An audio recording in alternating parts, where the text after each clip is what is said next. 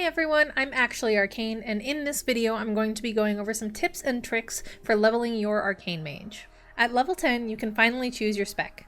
Arcane Mages offer a lot of damage while leveling both in dungeons and through questing. You will have to manage mana, but trust me, it's not nearly as scary as you might think. After this video, if you have any questions, feel free to stop by my Twitch stream at twitch.tv/actuallyarcane. I also have a Discord full of other Arcane Mages who would be very happy to chat.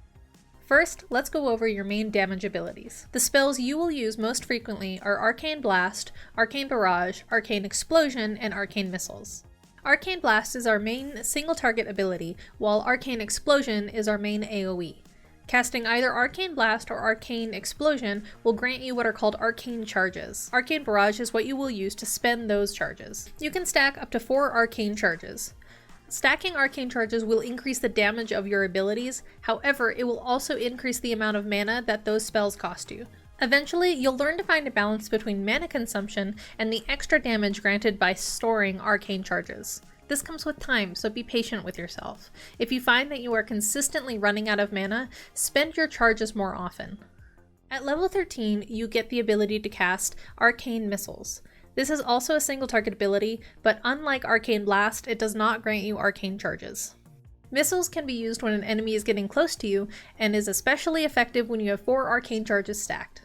Eventually, you will get the ability to have Clear Cast Missiles. What this means is that casting missiles will not cost you any mana. Make sure to use your Clear Casts as you get them. As a mage, you are what I call a glass cannon. You can do a lot of damage, but you can't take a lot of damage. In order to stay alive, here are some defensive abilities that you need to be using frequently.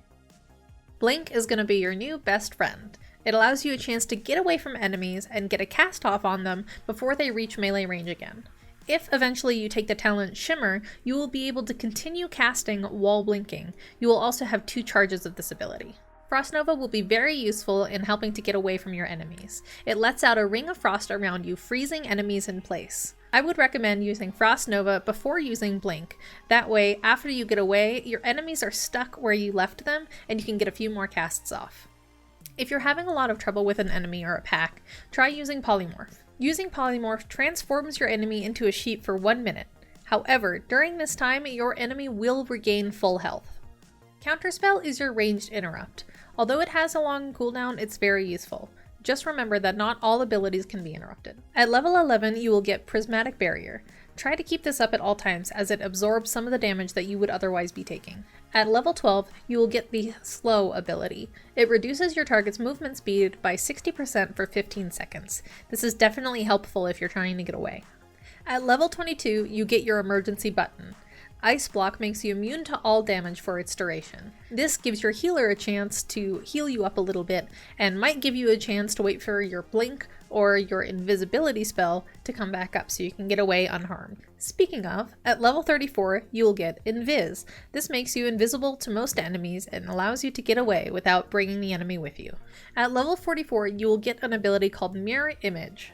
This ability calls forth 3 copies of you that will basically tank an enemy for you. The damage from Mirror Image is pretty minor, and this is why it's a defensive cooldown instead of a damaging ability.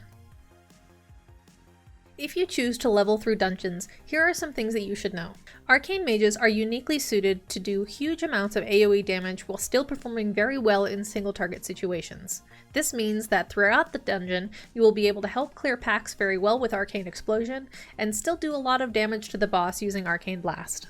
In dungeons, start practicing your rotation and your burn and conserve phases. If you want to know a little bit more about that, as well as the talents you should take, make sure to check out this video. Or that video.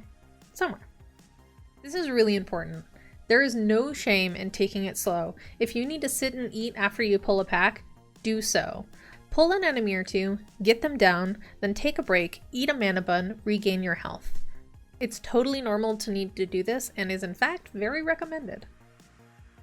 I hope you enjoy leveling your Arcane Mage. If you have any questions, please feel free to leave a comment, and don't forget to like and subscribe to the channel.